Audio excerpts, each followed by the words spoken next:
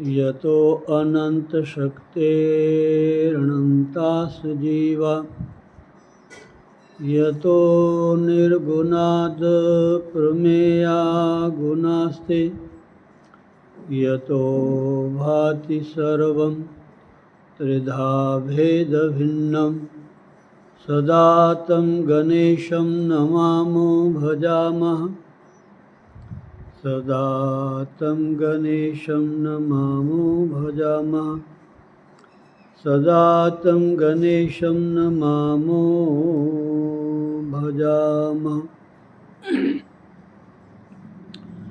ब्रह्मानन्दं परमसुखदं केवलं ज्ञानमूर्तिं द्वन्द्वातीतं गगनसदृशं तत्त्वमस्यादिलक्ष्यम् एकं नित्यं विमलमचलं सर्वधि साक्षिभूतं भावातीतं त्रिगुणरहितं श्रीसद्गुरुं तं नमामि श्रीसद्गुरुं तं नमामि श्रीसद्गुरुं तं नमामि।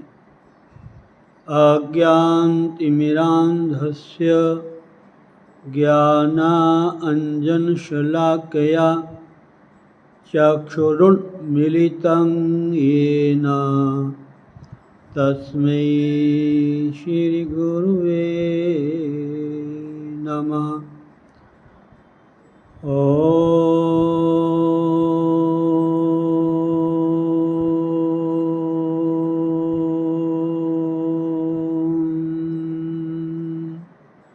श्री हरि गुरु चरण कमले भ्यो नमः। बोलो श्री सद्गुरुदेव भगवान की जय। स्वामी दयालदास जी महाराज की जय। स्वामी रामानंद जी महाराज की जय। श्री श्री 1008 श्री स्वामी सोमेश्वरानंद जी महाराज की जय। संत भक्तराम जी महाराज की जय। बोलो भाई सब संत भगवान की जय। जय जय श्री राधे। ओम। यं शैवासमुपासते शिव इति ब्रह्मेति वेदान्तिनो बौद्धा बुद्ध इति प्रमाणपटवः कर देती नैयाय कहा। आरहन नित्यत जैन शासन रता, कर्मेति मीमांस कहा। सोयं वो विदधातु वांछित फलम, त्रैलोक्यनाथो हरि। त्रैलोक्यनाथो हरि, त्रैलोक्यनाथो हरि। यं ब्रह्मा वरुणीन्द्ररुद्रमरुतः स्तुवन्ति दिव्यैस्तवैः, वेदैः साङ्गपदक्रमोपनिषदैः गायन्ति यं सामगाः। ध्यानावस्थिततद्गतेन मनसा पश्यन्ति यं योगिनो, यस्यान्तं न विदुः सुरासुरगणा। देवाय तस्मै नमः। आकाशपतितं तोयं यथा गच्छति सागरं, सर्वदेव नमस्कारः केशवं प्रतिगच्छति। ओम। यस्यां केच विभाति भूधरसुता, देवापगामस्तके। भाले वालविधुर्गले च गरलं, यस्योर्षि व्यालराट। सोऽयं भूतिविभूषणः सुरवरः, सर्वाधिपः सर्वदा। शर्वः सर्वगतः शिवः शशिनिवः, श्रीशङ्करः पातु माम्। श्रीशङ्करः पातु माम्। श्रीशङ्करः पातु माम्।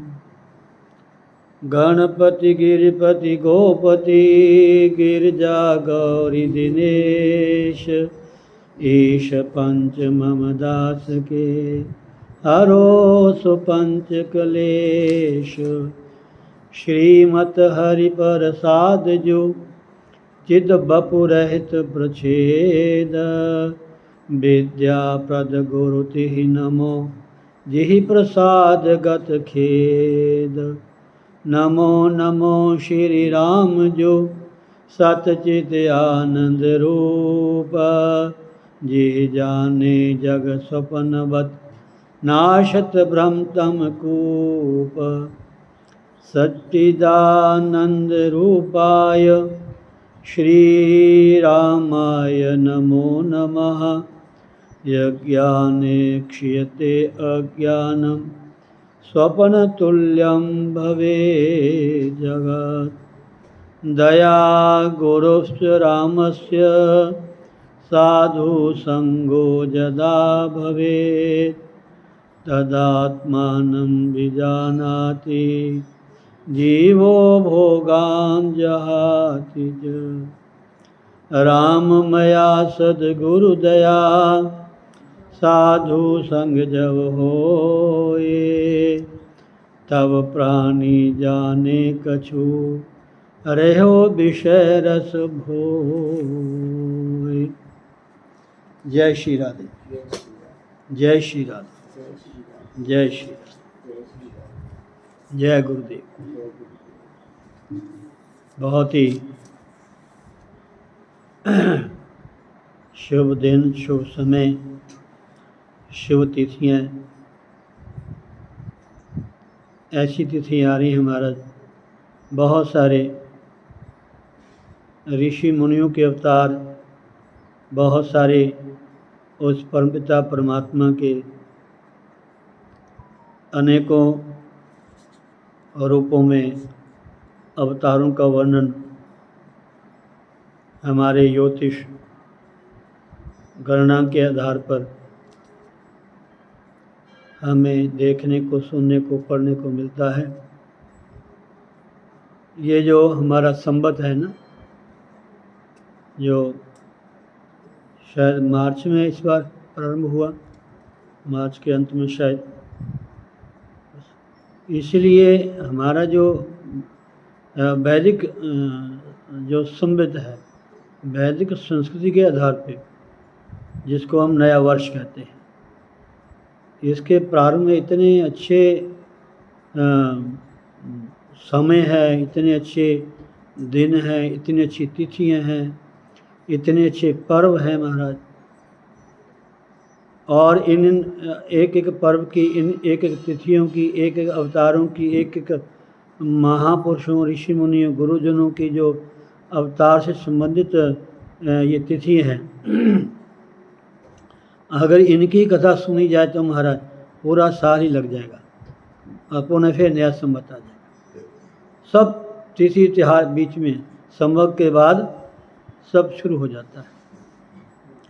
तो इसलिए ये केवल भारतवासियों के लिए सुलभ है, जो वैदिक संस्कृति सनातन धर्म के अनुयायी हैं। सनातन धर्म मैंने पुरातन, शाश्वत, अनादि, जिसका ना आदि है ना अंत है। ऐसा शुभ समय प्रारंभ होता है हमारा, हम सब के लिए, हम सब भारतवासियों के लिए। भारतवर्ष में जो भी रहते हैं, किसी भी जाति के, किसी भी संप्रदाय के, किसी भी वर्ण के, किसी भी मत पंथ के, सब के लिए। अच्छा देखो ना, बात एक ऐसे है, ये सूर्योदय होता है सुरेंद्र जी, सूर्योदय होता है ना, किसके लिए होता है? सबके लिए होता है। सूर्य की जरूरत किसको नहीं है? सबको जरूरत है। और ये नहीं कि केवल हमारे भारत में सूर्योदय होता है, सूर्योदय हर जगह उदय होता है, हर प्रांत में, हर देश में होता है, सबको प्रकाश देता है। अच्छा ये जल कहाँ नहीं होता है? कोई जगह ऐसी बता दो हमें कि जहाँ जल नहीं है। जल तो एक है ना भाई, वो भले लाइनें बनाई हुई हैं, ये नहर, नदी, ये समुद्र, ये झीलें जो भी हैं हमारे प्रांत में, हमारे देश में, ये हमारे यहाँ, ये इत्यादि, लेकिन नहीं, जल एक है। अब पृथ्वी एक है, क्यों जी? एक है ना पृथ्वी। पृथ्वी को अलग अलग टुकड़े बनाए हुए हमने हिस्से, ये भारत भूमि है, ये अलग जी पृथ्वी है जगह, लेकिन वो है एक ही। ऐसे वायु को बांटा जा सकता है, हवा को, सब जगह है, सबको प्राण देती है। अगर प्राणवायु ना हो महाराज तो फिर नकली सांस देनी पड़ती है, नकली सांस से इसको रखना पड़ता है जीवित, थोड़े समय के लिए, हमेशा के लिए नहीं, थोड़े समय। आप आकाश, आसमान सब जगह एक जैसा है। चाहे अमेरिका चल जाओ, किसी भी कंट्री में चल जाओ, वो तारे, सूर्य, चंद्रमा जो आकाश में चमकते हैं, वो अलग थोड़े हैं कि वहाँ का रंग कुछ और है, वहाँ कुछ और। समय का अभाव होता है, समय का थोड़ा आगे पीछे हो सकता है, लेकिन ये आकाश एक जैसा है, ये नित्य है हमारा। ये परमात्मा के बनाए हुए, परमात्मा ही है, बनाए हुए क्या है? ये परमात्मा ही बन गए। भागवत में महाराज का भूगोल खगोल का वर्णन पढ़ोगे, क्योंकि समय का अभाव होता है। हमारे आश्रम में पहले 2 बार कथा होती थी, सुबह 9 से 11, सायंकाल 3 से 6 या 3 से 5 या 4 से 7। सब जगह ही ऐसे होती है। 3 घंटे आगे सब जगह होती थी, 3 घंटे सायंकाल, 2 घंटे सुबह, 5 घंटे। फिर 5 घंटे लगातार कथा करने के साथ भी तब भी कथा पूरी नहीं होती थी भागवत की, इतना विशाल ग्रंथ है। जो खगोल भूगोल आपने स्कूलों में पढ़ा हुआ है, इसका वर्णन पढ़ोगे भागवत में, आपको पता चलेगा, बड़ा सुंदर। तो इसलिए सब एक है, उसमें लिखा सब परमात्मा बन के, दिन काल समय घड़ी पल क्षण, उससे आगे भी लिखा हुआ सब भगवान है। भगवान के सिवा कुछ है ही नहीं। तभी हमारे गुरु ने मोहर लगा दी, सब गोविंद है, सब गोविंद है, गोविंद बिन नहीं कोई।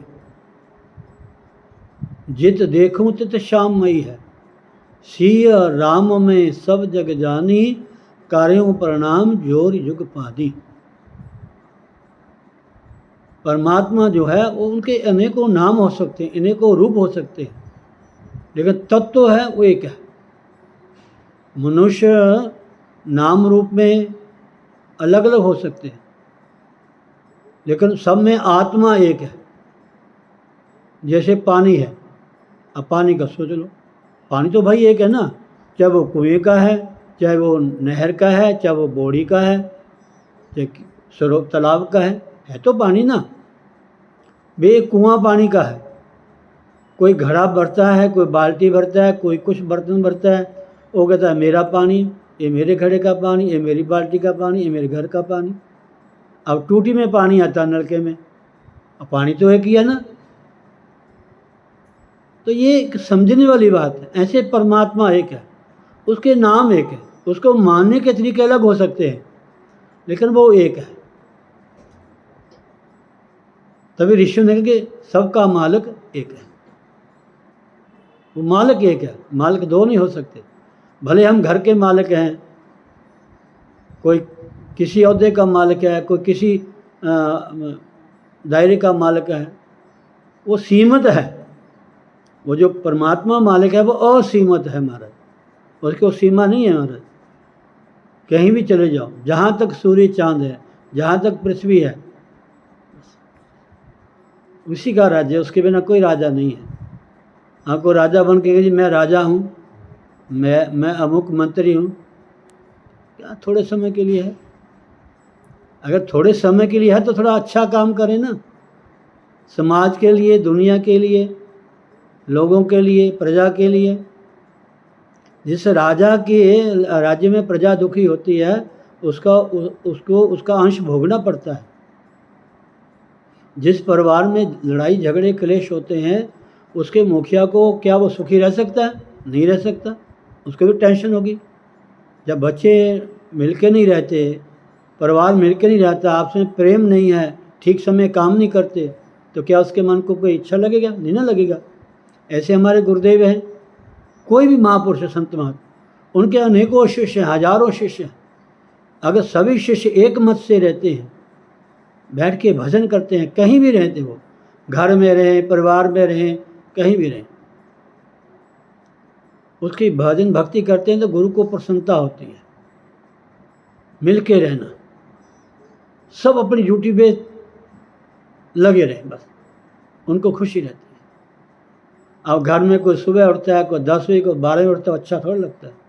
सब जल्दी उठें, नहाए धोएं, उठ करके सबसे पहले मंदिर में प्रणाम करें, जोत बत्ती करें, फिर और जो हमारी रसोई है जिसमें भोजन बनता है, भंडार, सही में तो अन्नपूर्णा का मंदिर तो वही है भाई। कहीं एक जगह अन्नपूर्णा माता की फ़ोटो लगा ली, वहाँ भोग लगा ली, वो अलग चीज़ है, लेकिन जिसमें भोजन बनता है वो तो शुद्ध होना चाहिए ना। जहाँ भोजन बनता क्या वहाँ अन्नपूर्णा नहीं है? जहाँ अन्न है, जल है, सब कुछ है, तो वहाँ हमें शुद्ध नहा करके जाना चाहिए। अब देखो हम घर को साफ करते हैं, हमें ये नहीं पता कि हमारा घर कौन है, क्या है। हम बाहर के घरों की सफाई करते हैं, हमारा जो ये शरीर रूपी घर है इसका हम ध्यान नहीं देते। काम से, क्रोध से, मोह से, लोभ से, राग से, द्वेष से, निंदा से, चुगली से, बैर से, विरोध से, इसमें इतना कचरा भर लेते हैं हम लोग, और फिर कहते हैं हम भजन करते हैं, हम सत्संग करते हैं, हम ये करते हैं, वो करते हैं, फिर भी मन को शांति नहीं। क्यों? हम बुराइयों को अंदर भरे बैठे हैं। निंदा चुगली हमें अच्छी लगती है, दुनियावी बातें हमें अच्छी लगती हैं। कहीं सत्संग कथा कीर्तन में बैठना हो तो वहाँ हम समय देखते हैं, वहाँ हमें नींद आती है। एक एक घड़ी का, एक पल का, एक सेकंड का हम ध्यान रखते हैं कि लेट ना हो जाए। रखना चाहिए, बहुत अच्छी बात है। लेकिन जिसके द्वारा सारा कुछ करते हैं उसका भी ध्यान दीजिए ना। जो शरीर जिसमें हम रहते हैं, हम कौन? आत्मा। मैं कौन है? मैं शरीर नहीं हूँ, मैं नाम नहीं हूँ, मैं रूप नहीं हूँ, मैं आत्मा हूँ। ना मेरा रूप है, ना मेरा नाम है, ना मेरी कोई जाति है, ना ही को मेरा वो क्या कहते हैं लिंग। लिंग का मतलब क्या है? स्त्री लिंग। लिंग में न पहचान, चिन्ह। ये स्त्री है, जब पुरुष है, ये ब्राह्मण है। ये लिंग का मतलब पहचान के लिए चिन्ह। ये स्त्री है, पुरुष है, ये ब्राह्मण है, ये क्षत्रिय है, ये छोटा है, ये बड़ा, इत्यादि। आत्मा, हम सब आत्मा एक है। वो आत्मा परमात्मा की अंश है, उससे बिना कुछ। अगर एक आत्मा दुखी होगी, समझो परमात्मा को दुखी कर दिया।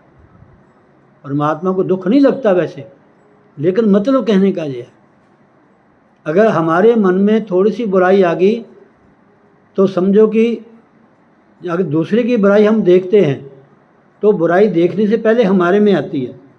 हमने देखा, हमारे मन में आई तो बुरा लगा। अगर बुराई को हम छोड़ दें, अच्छाई को लें, उसमें कोई अच्छा गुण भी होगा ना। किसी व्यक्ति में कुछ बुराई है तो अलग चीज़ है, उसमें जो अच्छा गुण है उसको नोट करो, अच्छे को नहीं नोट करते। मानो ये 10 में से उसमें 5 बुराइयाँ हैं या 7 बुराई है, तो 3 तो अच्छाई होंगी ना। 3 अच्छाई को ग्रहण कर लो, 7 को छोड़ दो। मेरा ख्याल उसमें 7 की बुराइयाँ वो भी दूर हो जाएंगी। अपने आप को ठीक रखो। जब तक हम अपने आप को ठीक नहीं रखेंगे, दूसरे को ठीक रखने का कोई हम वो उठा नहीं सकते कि हम दूसरे को ठीक कर सकते हैं। पहले आप ठीक हो, अपने आप को शांत रखो, सब शांत हो जाएगा। ठीक है। तो ये कथाएं हमें यही सिखाती हैं। आप एक अध्याय मैं तो बोलना था माता के नाम, समय ज़्यादा हो जाता है, भूल जाता हूँ मैं। छोटा अध्याय, ज़्यादा नहीं। बैसाख महीना चल रहा है, मैं चाहता हूँ हर तरह की कथा आपको सुनाऊँ मैं, कोई भी छूटे ना। और हर कथा में अलग अलग से बहुत सुंदर प्रसंग है हमारा जीवन जीने के। ओम श्री हरि बोलो। ओम श्री हरि। बैसाख महात्म्य। भागवत भक्ति के लक्षण तथा बैसाख स्नान की महिमा। आप देखो, ये कथा शुरू हो रही है एक राजा से, राजा अम्बरीश। बड़ी सुंदर कथा आती है भागवत में। एक कभी कभी मैं श्लोक बोलता हूँ, याद आके सुना दूंगा बीच में। अम्बरीश बोले कि हे मुनि श्रेष्ठ, सूजी से बोले कि हे मुनि श्रेष्ठ, आपने बड़ी अच्छी बात बताई, इसके लिए आपको धन्यवाद है। ये कथा जिस पुराण से ली गई है, अगर उसके आधार पे पढ़ोगे तो थोड़ा आपको सही पता चलेगा, लेकिन अब जैसे है आप थोड़ा सुनिए। अगर वहाँ जाऊँगा तो समय ज़्यादा लग जाएगा। अम्बरीश बोले कि हे मुनि श्रेष्ठ, आपने बड़ी अच्छी बात बताई, इसके लिए आपको धन्यवाद है। आप संपूर्ण लोकों पर अनुग्रह करने वाले हैं। आपने भगवान श्री विष्णु के सगुण एवं निर्गुण ध्यान का वर्णन किया। अभी मैं श्लोक बोलता हूँ, इसलिए श्लोक बोलता हूँ। एक तो प्रेयर हो जाती है, एक कीर्तन हो जाता है। ये भी कीर्तन है।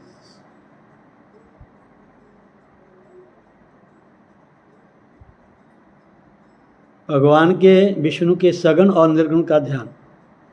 निर्गुण का ध्यान भी श्लोक बोलता हूँ मैं। यम ब्रह्मा वरुणेन्द्र रुद्र मरुतः स्तुवन्ति दिव्यस्तवे वेदै सांग पद, ऐसा श्लोक बोलता हूँ मैं। ये निर्गुण का ध्यान है, निर्गुण विष्णु जी का। आपने भगवान विष्णु के सगुण और निर्गुण का ध्यान वर्णन किया। अब आप भक्ति का लक्षण बताइए। साधुओं पर कृपा करने वाले हे महर्षि, मुझे यह समझाइए कि किस मनुष्य को कब, कहाँ, कैसी और किस प्रकार भक्ति करनी चाहिए। इतना सुंदर प्रसंग है। सूत जी कहते हैं कि हे ऋषि मुनियों, राजाओं में श्रेष्ठ महाराजा अम्बरीश के ये वचन सुनकर देवर्षि नारद जी को बड़ी प्रसन्नता हुई। अम्बरीश ने मुनि नारद जी से प्रश्न किया और सूत जी ऋषियों को कहते हैं कि हे ऋषि मुनियों, राजाओं में श्रेष्ठ महाराज अम्बरीश के ये वचन सुनकर देवर्षि नारद जी को बड़ी प्रसन्नता हुई। वे उनसे बोले कि हे राजन सुनो, भगवान की भक्ति समस्त पापों का नाश करने वाली है। मैं तुमसे उस भक्ति का भली भांति वर्णन करता हूँ। भक्ति अनेकों प्रकार की बताई गई है। क्या क्या नाम है अनेकों प्रकार की में? मानसी भक्ति, मन के द्वारा भगवान की भक्ति कर सकते हो। मन के द्वारा भगवान की भक्ति क्या क्या है? मन से भगवान से जुड़ना। मन से जो पत्नी से जुड़े हुए हैं, पति से जुड़े हुए हैं, बेटे से, बेटी से, अन्य संबंधियों से जुड़े हुए हैं, घर मकान कोठी फैक्ट्री से जुड़े हुए हैं, उसकी जगह भगवान से जुड़ जाओ। किसको छोड़ना नहीं हमने। कोई भी शास्त्र संत महात्मा ये नहीं कहते भी सबको छोड़ के आप आंखें मीट के बैठ जाओ माला पकड़ के। समझो, इसलिए गुरबानी कहते हैं उठत बैठत हर भजो साधु संग परीत, नानक दुर्मत मिट गई पार ब्रह्म से चित। उठते बैठते सोते जागते चलते फिरते भगवान का भजन करो मन से। क्या कहते हैं? मन करतार बल ते तन किस बल? हाँ, कार बल। मन करतार बल ते हाथ कार बल, यानी कर्म बल। हाथ से कर्म करो, मन से परमात्मा का ध्यान करो। कोई ज़्यादा औखा तो है ही नहीं है, करना चाहिए तो। लेकिन मन में हमने कुछ ना जाने क्या बैठा रखा है, गुरु की कृपा निकालने का मन ही नहीं, निकालते नहीं हमारा। जय श्री राधे। अब मुझे कथाएं याद आ जाती हैं, समय ज़्यादा होता है। अब सुना दूँ तो अच्छा रहेगा, प्रसंगानुसार कथा तो अच्छी लगती है, बाद में फिर चाहे कितना सुनाओ। एक कोई व्यक्ति था, वो महात्मा से ज्ञान लेने गया, जाता था सेवा करने के लिए। एक दिन हुआ, 2 दिन हुआ, थोड़ा आना बंद हो गया। गृहस्थ है ना जी, कोई ना काम पड़ जाता है। तो कहते महाराज क्या करें, घर नहीं छोड़ता, परिवार नहीं छोड़ता, घर वाले नहीं छोड़ती, बच्चे नहीं छोड़ते, काम इतने हैं, नहीं छूटता, क्या करूं महाराज, और ज्ञान प्राप्त करना चाहता हूँ। कहते अच्छा फलाने दिन आप आना, आपको मैं ज्ञान दूंगा। कहा ठीक है महाराज। और आश्रम में आया, थोड़ा सा रुका, तो कहते महाराज जी थोड़ा ज्ञान दो। कहते अच्छा ज्ञान देते हैं। थोड़ा एकांत में जाते हैं, जहाँ एकांत जगह हो वहाँ आपको ज्ञान देंगे। एकांत में चले गए तो जंगल था, तो महात्मा ने क्या किया, एक पेड़ था कोई, उसको जप्पी पा ली। महात्मा जी ने पेड़ को जप्पी पा ली। तो वो कहते महाराज जी अब मुझे ज्ञान दो। कहते बेटा क्या करूँ, ये पेड़ मुझे छोड़ता नहीं, इसने ऐसा पकड़ रखा है, ये मुझे छोड़ता नहीं। कहते स्वामी जी ये कमाल की बात है, संत होके ऐसे बातें करते। पकड़ा तो आपने पेड़ को, और कहते मुझे पेड़ छोड़ता नहीं। कहते यही ज्ञान है कुछ भी नहीं। मन में जो बैठाया हुआ है उसको निकालो, और रियली परमात्मा हमारे भीतर है। कोई ऐसा रोम नहीं, कण कण में परमात्मा व्यापक है। हमारे शरीर में कहीं भी सुई आप लगाओ तो आपको दर्द लगेगी महाराज, कष्ट लगेगा, समझे नहीं। जब डॉक्टर लोग ऑपरेशन करते हैं वो जगह को सुन्न कर देते हैं ताकि वहाँ ब्लड का वो बंद हो जाए आना। तो इसलिए हम खुद ही नहीं छोड़ना चाहते। भगवान और शास्त्र और गुरु बेचारे क्या करें, वो कहते कहते ना जाने कितना समय व्यतीत हो गया। तो यही कहते हैं सबसे पहली मानसी भक्ति, मान से, और बड़ी आसान है, को खर्च भी नहीं होता। और उसमें डॉक्टर साहब बाणिया के भी दृष्टांत है क्या, राधे। दूसरी भक्ति है बाच की, बानी से। बानी से भगवान का नाम लो। आप झाड़ू लगा रहे हो, वस्त्र धो रहे हो, बच्चों को तैयार कर रहे हो, घर का काम कर रहे हो, बानी से भगवान का नाम गुनगुनाते रहो धीरे धीरे। हाँ जी, जीवन संगीत है, गुनगुनाते रहो, मुस्कराते रहो, ऐसा कविता है।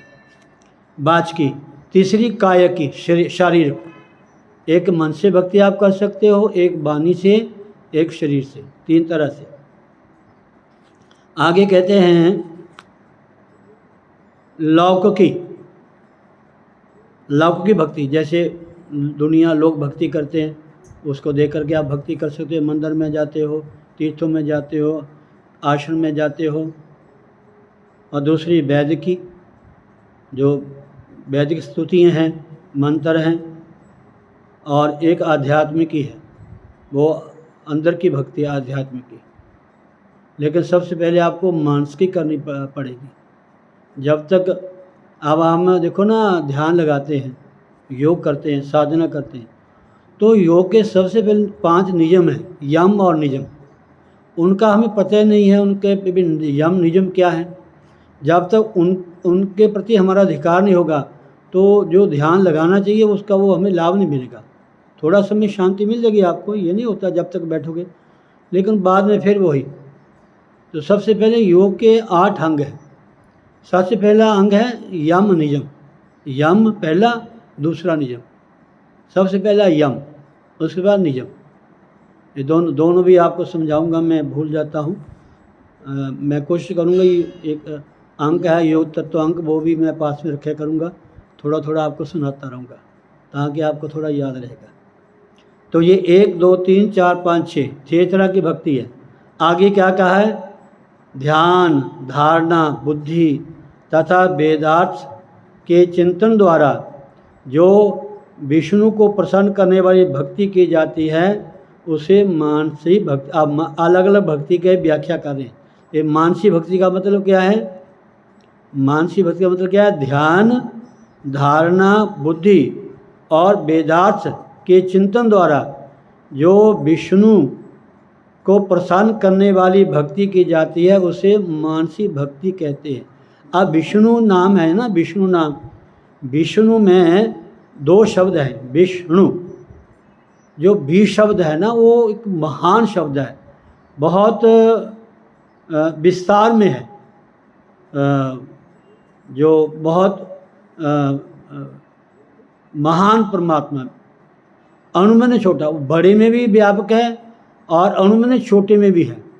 वो बड़ा भी है, छोटा भी है। जैसे कह लो कि जैसे हाथी है और एक चींटी है। अब हाथी में भी आत्मा है, चींटी में भी आत्मा है। तो क्या आप कहोगे जी हाथी में आत्मा बड़ी होगी और क्या चींटी में छोटी होगी? ऐसा नहीं है। जो आत्मा हाथी में है वही चींटी में है। ये मत सोचना कि हाथी में बड़ी आत्मा। शरीर कितना बड़ा है। अच्छा, मन थोड़ा सा बड़ा हो जाता है इच्छाओं के द्वारा, वासनों के द्वारा। वैसे मन वही होता है। मन का संकल्प विकल्पात्मक मना। मन है क्या? हमारे मन में जो ऊहापोह होती है, संकल्प विकल्प होते हैं, उसका नाम मन है। मन नाम की इंद्रिय नहीं है। इंद्रिय तो 10 है, गिनती में 11वां मन आता है। 5 कर्म इंद्रिय, 5 ज्ञान इंद्रिय और 11वां मन। अगर मन कोई इंद्रिय नहीं जिसको हम पकड़ सकें, देख सकें। और 10 इंद्रियों को तो हम देख सकते हैं, कर्म इंद्रियों को भी, ज्ञान इंद्रियों को भी, लेकिन मन को हम देख नहीं सकते, पकड़ नहीं सकते। इसलिए अर्जुन ने गीता में प्रश्न किया कि महाराज ये तो बाजू की भांति है, कैसे इसको पकड़ें? भगवान ने कहा अभ्यास से, अभ्यास करने से। क्या कहते हैं इंग्लिश में उसको? फोकस। फोकस, ध्यान को एक तरह लगाना। Focus, sorry, focus, focus, no focus. Focus कहेंगे तो अर्थ बदल जाएगा। फोकस कहेंगे तो सही होगा। फोकस। राधे। तो ये मानसी भक्ति है। बाकी कल को बताएंगे, समय हो जाएगा, थोड़ी कथा सुन लें। जय श्री राधे। बोलो सतगुरुदेव भगवान की।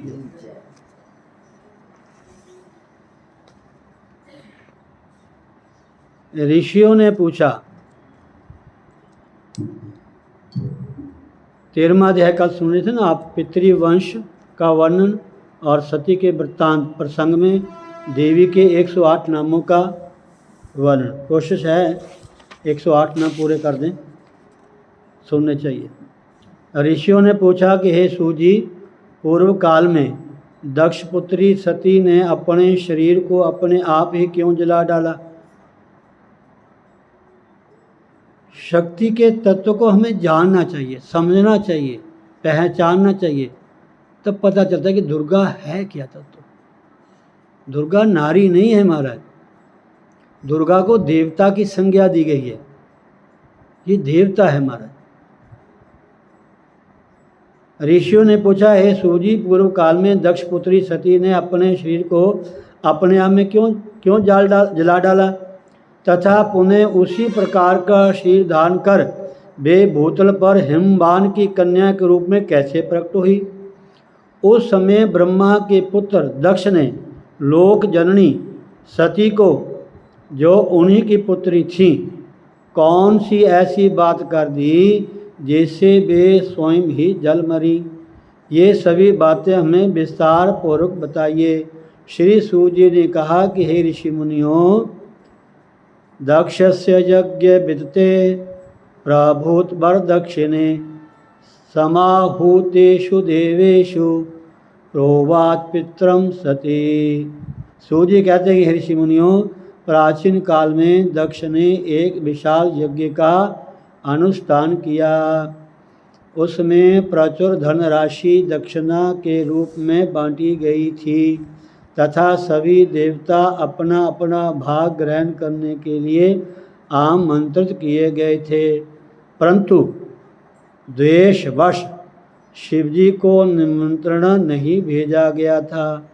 तब वहाँ अपने पति का भाग ना देकर सती ने पिता दक्ष से पूछा कि हे पिताजी, अपने इस विशाल यज्ञ में आपने मेरे पति देव को क्यों नहीं आमंत्रित किया?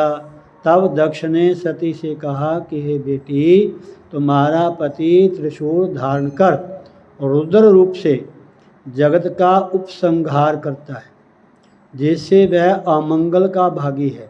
इस कारण वह यज्ञों में भाग पाने के लिए अयोग्य है। यह सुनकर सती क्रोध से तमतमा उठी और बोली कि हे तात, अब मैं तुम्हारे पापी शरीर से उत्पन्न हुए अपनी देह का परित्याग कर दूंगी, क्योंकि तुमने मेरे पति की निंदा की है, तुम उनको जान नहीं सके विशिव तत्व क्या है, त्याग कर दूंगी। तुम 10 पितरों के एकमात्र पुत्र होंगे और क्षत्रिय योनि में जन्म लेने पर अश्वमेध यज्ञ के अवसर पर रुद्र द्वारा तुम्हारा विनाश हो जाएगा। ऐसा कहकर सती ने योग बल का आश्रय लिया और स्वतः शरीर से प्रकट हुए तेज से अपने शरीर को जलाना प्रारंभ कर दिया।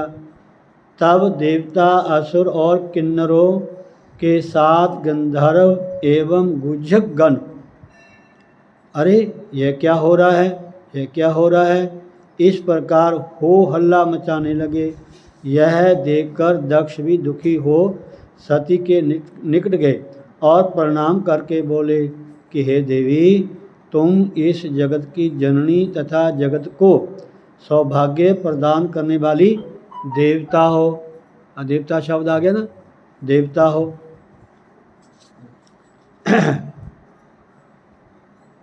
प्रदान करने वाली देवता हो।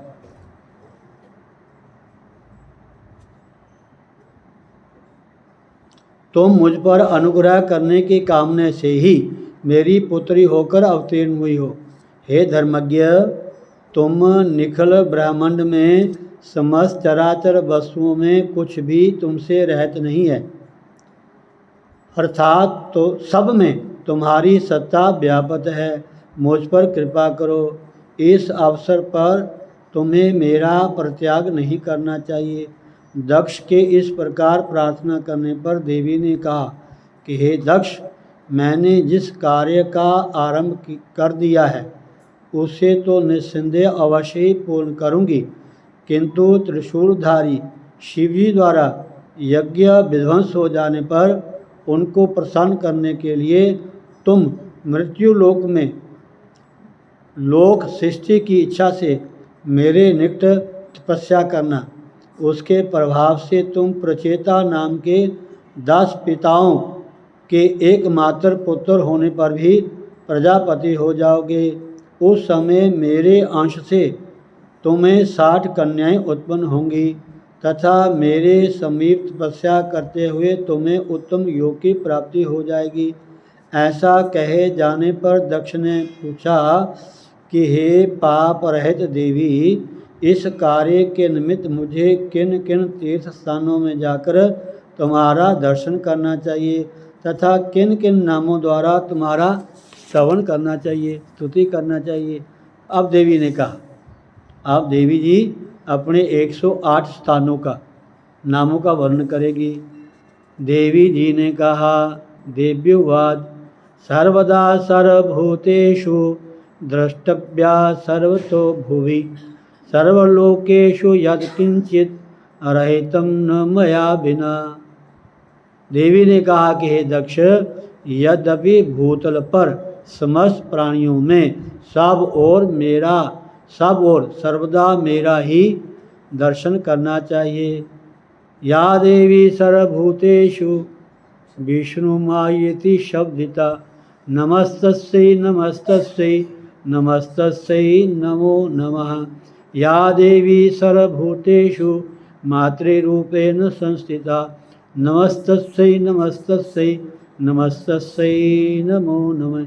ये स्तोत्र दुर्गा स्तुति में है, आप पढ़ लेना। हिंदी भी है, संस्कृत भी है।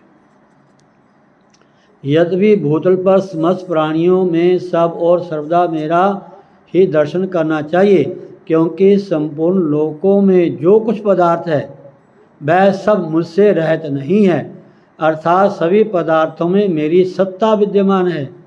तथापि सिद्धि की कामना वाले अथवा ऐश्वर्याभिलाषी जनों द्वारा जिन जिन तीर्थ स्थानों में मेरा दर्शन और स्मरण करना चाहिए उनका मैं यथार्थ रूप से वर्णन कर रही हूँ।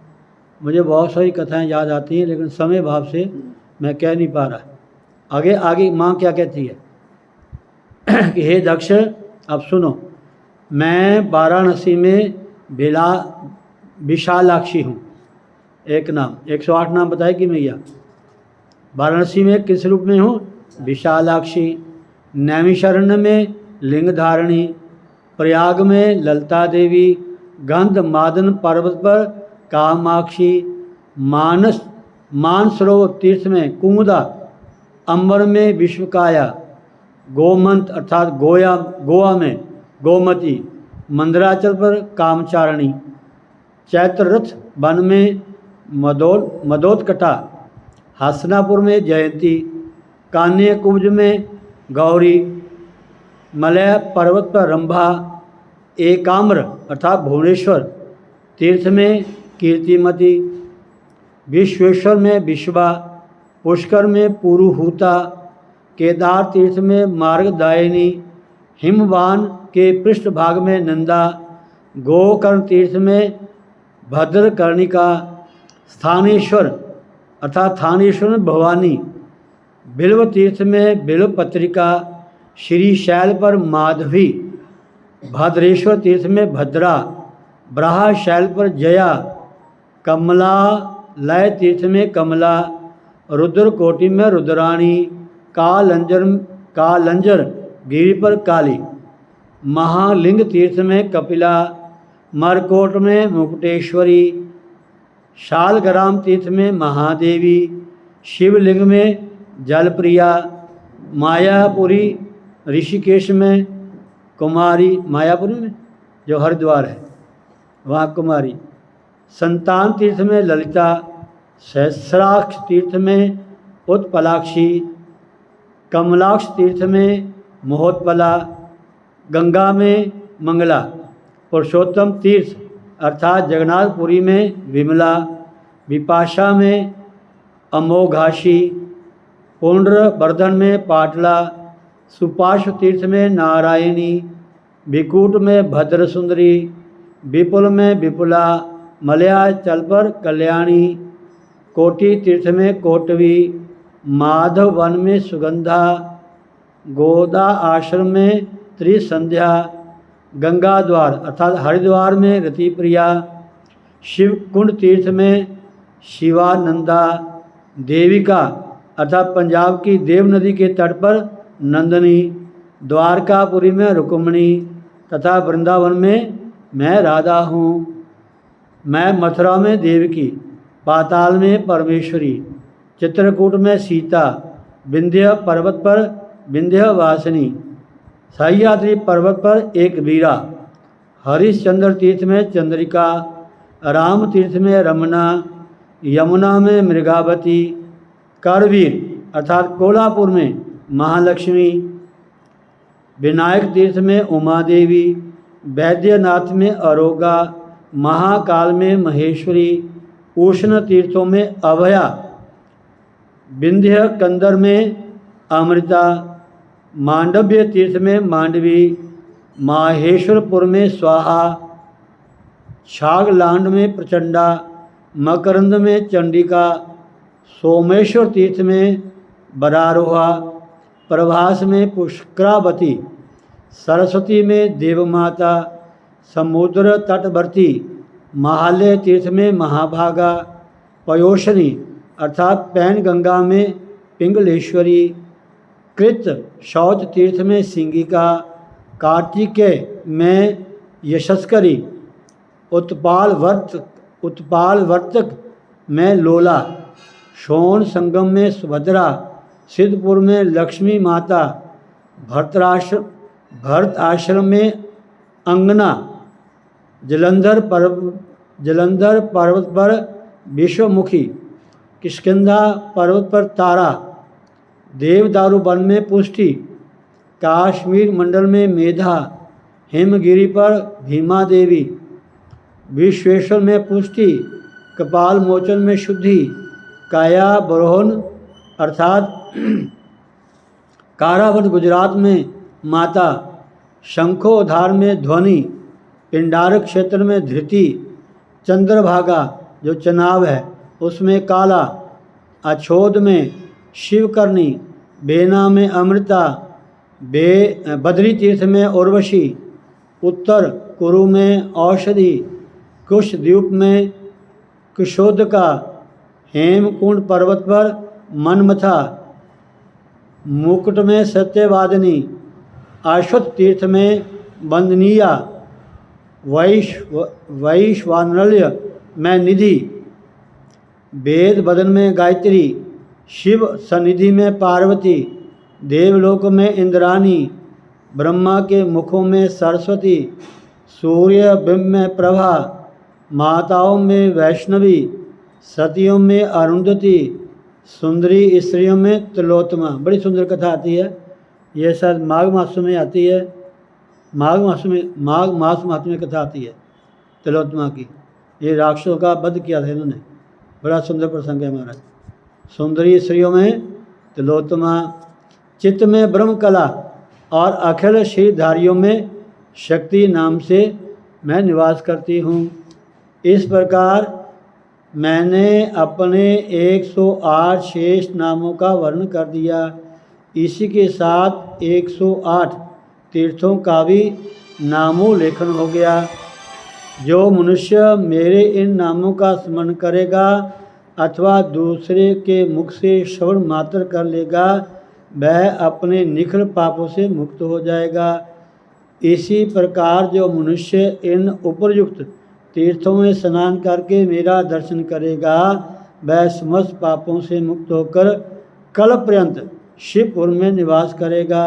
तथा जो मानव इन तीर्थों में मेरे इस परम अंतिम समय का स्मरण करेगा, वह ब्रह्मांड का भेदन करके शंकर जी के परम पद अर्थात शिवलोक को प्राप्त हो जाएगा।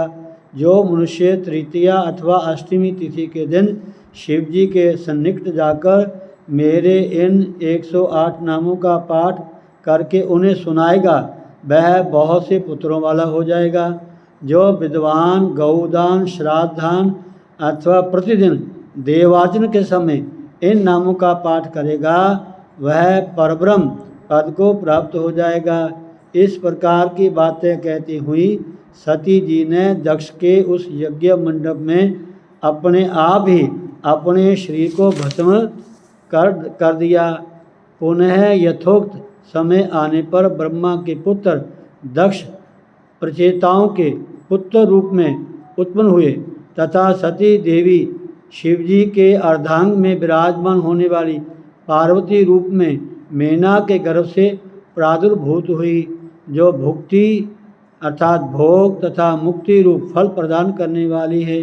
इन्हीं प्रभोग 108 नामों का जप करने से अरुंधति ने सर्वोत्तम योग सिद्धि प्राप्त की। राजर्षि पुरुरवा लोक में अजय हो गए। याति ने पुत्र लाभ किया और भृगु नंदन को धन संपत्ति की प्राप्ति हुई। इसी प्रकार अन्य अन्य बहुत से देवता, दैत्य, ब्राह्मण, क्षत्रिय, वैश्य अर्थात वणिक और शूद्रों ने भी इन नामों के जप से मनोवांछित सिद्धियां प्राप्त की। यहाँ ये नामावली लिख कर रखी रहती है। यहाँ जिस स्थान पर ये नामावली लिखकर रखी रहती है अथवा किसी देवता के सन्निकट रखकर इसकी पूजा होती है, वहाँ कभी शोक और दुर्गति का प्रवेश नहीं होता। इति श्री मातस्य महापुराणे पितृवंशा अन्वय गौरी नामाष्टोत्तर शतकथनम नाम त्रयोदशो अध्याय। इस प्रकार श्री मत्स्य महापुराण में पितरों के वंश वर्णन प्रसंग में गौरी नामाष्टोत्तर शत कथनम नामक 13वां अध्याय संपूर्ण हुआ। बोलो सतगुरुदेव भगवान की। श्री कृष्ण गोविंद हरे मुरारे, हे नाथ नारायण वासुदेव, गोविंद मेरी यही प्रार्थना है। भूलू न मैं प्रभु नाम तिहारा, निष्काम होके दिन रात गाऊं। गोविंद दामोदर माधवेति, हे कृष्ण हे जादव हे सखेति, हे कृष्ण हे जादव हे सखेति। हरे राम राम राम हरे हरे, हरे कृष्ण कृष्ण कृष्ण हरे। बोलो सतगुरुदेव भगवान की जय। सर्वे भवन्तु सुखिनः, सर्वे सन्तु निरामया, सर्वे भद्राणि पश्यन्तु मा कश्चित् दुःखभाग् भवेत्। ॐ पूर्णमदः पूर्णमिदं पूर्णात् पूर्णमुदच्यते, पूर्णस्य पूर्णमादाय पूर्णमेवावशिष्यते। ॐ शान्ति शान्ति शान्ति। ॐ